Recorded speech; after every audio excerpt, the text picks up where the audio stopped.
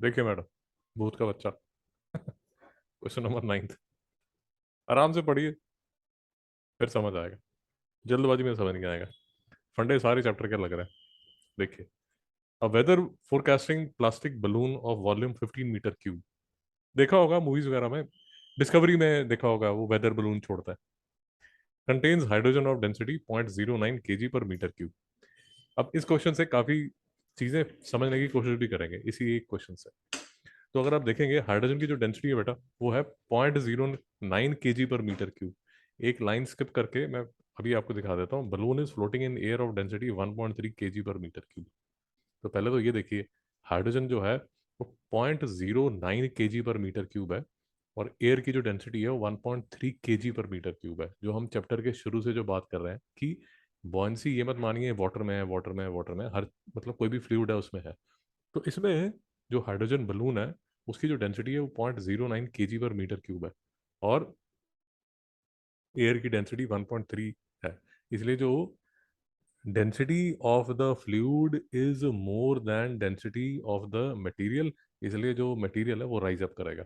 मेरी बात नहीं समझ आ रही? पक्का? ओके। इसी के रिलेटेड मैं ना आपको एक छोटी सी चीज़ और बता देता हूँ वैसे तो, क्योंकि इसको लेके ना काफ़ी चीज़ें हम समझ सकते हैं, इसलिए मैं आपको अभी समझा देता हूँ। जैसे आपने अभी नहीं जा रहे तो फिर घूमते फिरते कभी तो जाओगे, या तो पिताजी के साथ जाओगे, हस्बैंड के साथ अफ्रीका वगैरह घूमने जाओगे, बढ़िया है। तो उसमें ना वो क्या करेंगे, अगर आप कभी टीवी वगैरह पे भी देखा होगा, तो वो हॉट एयर बलून जो होते हैं, पहले तो ऐसे मतलब पड़े होते हैं वहाँ, ग्राउंड पे ही पड़े होते हैं। फिर अगर आपने कभी देखा हो, यहाँ पर एक एक्सटिंग्विशर लगाते, सॉरी, फायर लगाते हैं, तो वो धीरे धीरे जो बलून है उसमें वार्म एयर आ जाती है, तो वो जो बलून है वो ऐसे फूल जाता है। कभी देखा होगा टीवी पे आते जाते, देखा ही होगा। और फिर ये जो बलून है ये ऊपर राइज करना शुरू कर देता है। लगे हाथ, इसका भी फंडा समझ लीजिए आराम से। बड़ा क्वेश्चन है तो आराम से तसल्ली से काफ़ी चीज़ें समझ लीजिए। ये बच्चे, जो वार्म एयर है ना, जो इसके अंदर वार्म एयर भरी जाती है, जो एयर नीचे जो आग लगती है, देखा होगा कभी आपने, वो जो आग लगती है उसकी वजह से जो वार्म एयर उसके अंदर जाती है, वार्म एयर जो है वो less dense then atmospheric air होती है। मेरी बात नहीं समझ आ रही? देखिए, आपके फ्रिज में ना दो चीज़ें होती हैं, कभी साइमल्टेनियसली आप देखिए, आपको 2 मिनट में ये फंडे सारे समझ आ जाएंगे। साइमल्टेनियसली ना, कभी आप किचन में खड़े होंगे ना, तो आपके आसपास दो फिनोमिना हो रहे हैं। देखिए, आपके जो सामने होता है ना, सामने तो गैस का चूल्हा होता है। गैस के चूल्हे से आपने कभी भी देखा होगा, जो स्टीम है वो ऊपर राइज करती है। स्टीम ऊपर क्यों राइज करती है? क्योंकि वो वार्म एयर है, इसलिए वार्म एयर है, less dense then the atmospheric air है, इसलिए वो राइज करेगी। और आपके पीछे पता है क्या हो रहा होता है, या साइड पे क्या हो रहा होता है? ये फ्रिज का, जब आप फ्रीजर खोलते हैं, सबसे ऊपर वाला खोलेंगे, तो उसमें से जो कोल्ड एयर है ना, कभी देखिए ध्यान से, कोल्ड एयर हमेशा नीचे की तरफ गिरती है। नहीं समझ में आया? नहीं नोटिस किया तो आज जाके देख लीजिए। फ्रीजर खोलेंगे, फ्रीजर में जो ठंडी हवा निकलती है वो हमेशा नीचे की तरफ बैठती है। और आपके सामने जो जैसे कुकर में से स्टीम, या आप चाय बना रहे हैं तो जो स्टीम है वो ऊपर की तरफ निकलती है। उस दोनों जो फिनोमिना आपके आमने सामने हो रहे हैं, एक में जो डेंसिटी है वो कम है और दूसरे में जो डेंसिटी है वो ज्यादा है। मेरी बात नहीं समझ आ रही? एक ही क्वेश्चन से काफी चीजें समझने की कोशिश कर रहे हैं। अपने हस्बैंड को आप इम्प्रेस कर सकते हैं, पिताजी को इम्प्रेस कर सकते हैं कि जो फीस दे रहे हैं उसका कोई तो फायदा हो रहा है। तो बच्चे, होता क्या है कि वो अफ्रीका में जब आप घूमने फिरने जाते हो, तो वो जो वार्म एयर बलून है, जो वार्म एयर है वो बच्चे less dense then the atmospheric air है, इसलिए उसकी डेंसिटी कम है। जब उसकी डेंसिटी कम है, तो ये क्या करता है, ये ऊपर की तरफ जाना शुरू कर देता है। बट ये जो है वार्म एयर, ये आपको स्पेस में तो लेके जाने नहीं वाला। एक सर्टेन डिस्टेंस पे जाके ये रुक जाएगा। और हमें 3-4 लेक्चर से हम कर रहे हैं कि वो जो पॉइंट होगा जहां जाके ये रुक जाएगा, वहां इसका जो वेट है, that will be equal to the upthrust. बस, जो अपथ्रस्ट है वो सिर्फ वहीं तक लेके जा सकती है। बेटा मेरी बात नहीं समझ आ रही? प्रिंसिपल ऑफ रोटेशन में भी हमने यही किया था। चीजें कॉम्प्लेक्स है, मैं तो हर लेक्चर में बताता हूँ यार। बट ऐसा है कि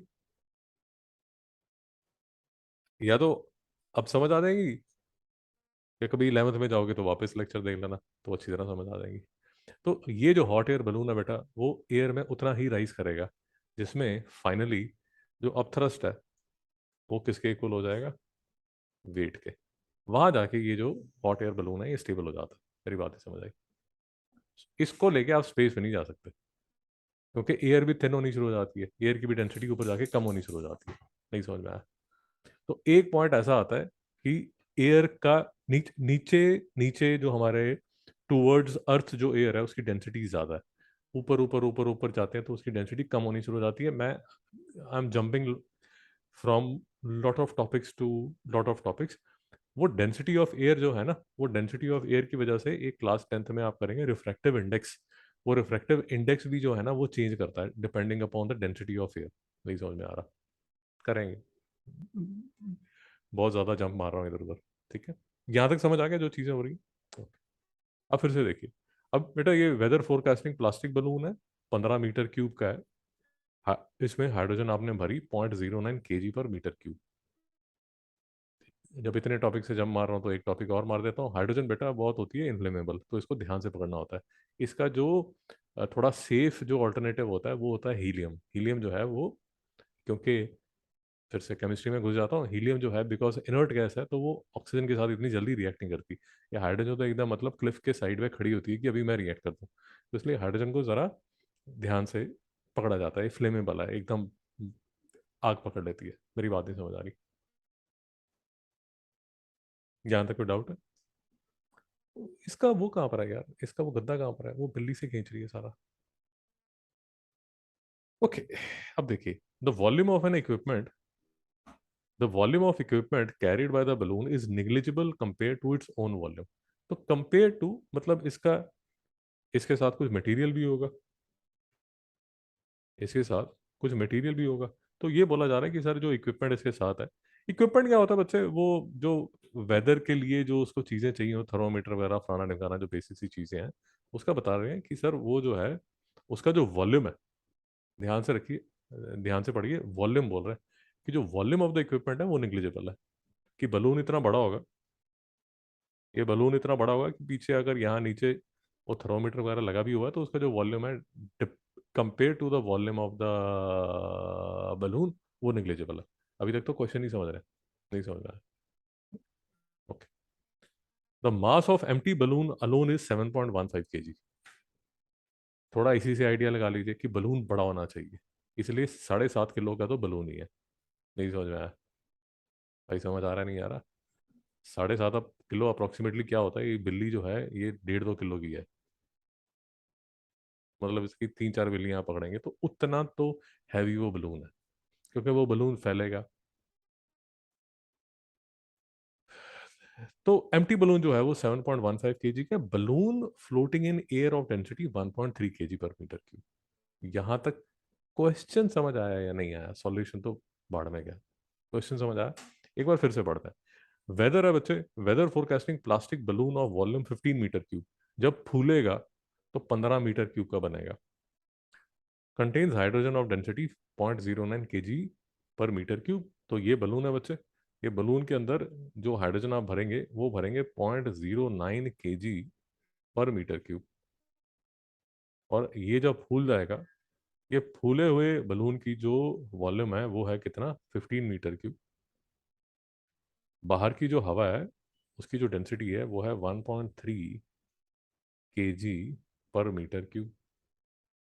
मास of the empty balloon alone, इसका जो मास है बेटा, बलून का जो मास है, याद रखिए बलून का जो मास है वो है 7.15 kg।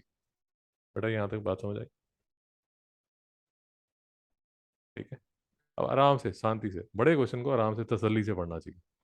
और ये क्वेश्चन एग्जाम में नहीं आने वाला भाई, चिंता मत करो, बिल्कुल एग्जाम में नहीं आएगा। चिंता मत करना। बट ऐसे क्वेश्चन से ना कंसेप्ट बड़े अच्छे समझ आ जाते हैं, बस यही इसका फायदा है। एग्जाम में नहीं आएगा, चिंता मत कीजिए। Calculate the mass of hydrogen in the balloon, balloon के अंदर जो हाइड्रोजन है उसका मास बताइए। बलून के अंदर जो हाइड्रोजन है उसका मास बताइए। अब देखिए, हाइड्रोजन जो है वो तो सारी की सारी इसके अंदर ही है। इस इसके अंदर जो हाइड्रोजन है उसका बेटा डेंसिटी ये है, उसका वॉल्यूम ये है, तो मास क्या होता है, डेंसिटी इंटू वॉल्यूम, तो डेंसिटी इंटू वॉल्यूम करेंगे तो मास ऑफ द हाइड्रोजन आ जाएगा। शांति, तसल्ली, कोई प्रॉब्लम? कोई प्रॉब्लम नहीं। ओके। सेकंड देखिए, the mass of hydrogen and balloon.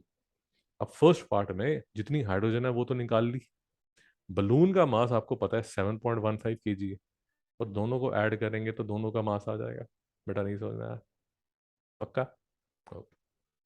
Third देखिए, the total mass of hydrogen, balloon and equipment if mass of equipment is x kg। मतलब इसके नीचे जो वो थर्मोमीटर फलाना ढिमकाना जो भी चीजें लगी हुई हैं, उसका जो मास है बच्चे वो है x kg। उन्होंने बोला x kg है। तो हाइड्रोजन का मास आपने निकाल लिया, बलून का मास दिया हुआ है, इसको तो वो x ही बोल रहा है, तो टोटल मास कितना हो जाएगा?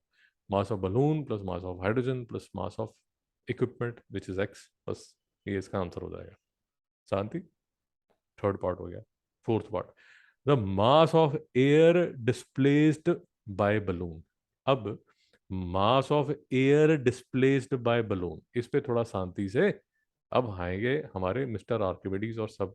ठीक है, अब देखिए, मास of air displaced by balloon जो है बच्चे, वो डिपेंड करेगा वॉल्यूम ऑफ बलून पे।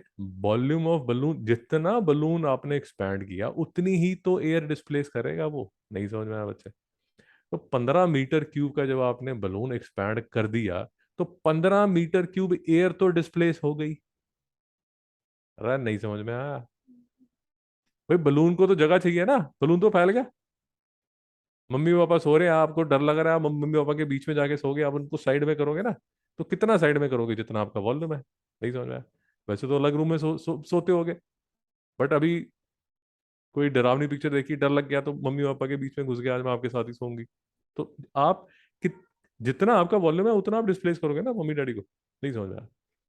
तो बलून जो है वो कितनी एयर डिस्प्लेस करेगा, वो उतनी ही एयर डिस्प्लेस करेगा जितना वो बलून को जगह चाहिए। बलून को कितनी जगह चाहिए? 15 मीटर क्यूब। तो वॉल्यूम ऑफ एयर डिस्प्ले जो है वो 15 मीटर क्यूब है। भाई शांति। और डेंसिटी ऑफ एयर जो है वो 1.3 kg/मीटर क्यूब है, समझदार बालक को। डेंसिटी इंटू वॉल्यूम करोगे, सॉरी, ये मास है, ये मास है, आई एम सॉरी, ये वॉल्यूम है, ये ये डेंसिटी है। सो डेंसिटी इंटू वॉल्यूम करोगे तो मास आ जाएगा। नहीं समझ में आया? तो मास ऑफ एयर डिस्प्लेस्ड आ जाएगा। भाई शांति, नहीं समझ में आया? अब लास्ट में देखिए, mass of equipment used using the law of flotation. बात समझ आई? तो पहले जो भी जंतर मंतर इंग्लिश में हिंदी में जितना हमने दुख क्लेश वेदना देखी, पहले वो उसका फोटो देख लीजिए आराम से, है ना, तसल्ली से देख लीजिए, फिर लास्ट में आपको फ्लोटेशन का ला भी करा दिया जाएगा। देखिए, शांति से देखिए। एम्प्टी बलून का मास बेटा 7.15 kg। हाइड्रोजन का mass, density of hydrogen into volume of the balloon, क्योंकि जो हाइड्रोजन है बच्चे वो इस बलून के अंदर है, इसलिए वॉल्यूम ऑफ द बलून है, ये देखिए वॉल्यूम ऑफ द बलून है इनटू डेंसिटी ऑफ हाइड्रोजन है बेटा।